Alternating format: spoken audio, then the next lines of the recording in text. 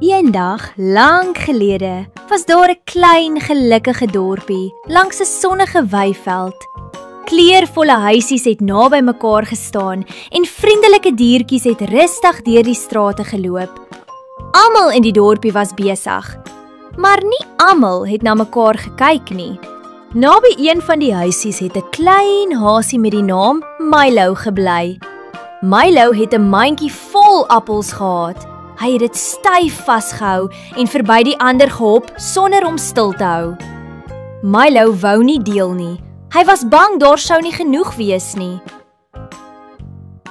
By die dorpsplein het 'n groot bruin beer langs 'n tafel gesit. Hy het 'n groot brood gebak, maar hy het dit alles vir homself gehou. Die beer het gesug. Hy was ook bang dat dit sou opraak. 'n Slim jakkals het alles stilletjies dopgehou.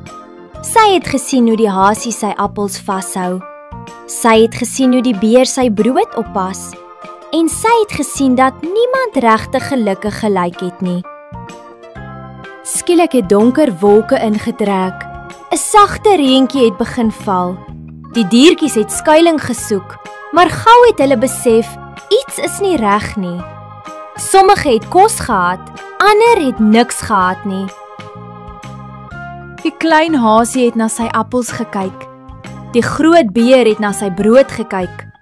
Stadig het hulle na mekaar gekyk en iets binne in hulle het verander. Appels is gedeel, brood is gedeel. Die jakkals het geglimlag. Die voeltjies het vrolik gechirp en die dorpie het weer warm en gelukkig gevoel. Daardie aand het die dorpie rustig gaan rus.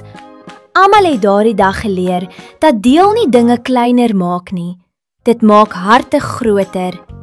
En die klein dorpie het gelukkig onder die sterre aan die slaap geraak.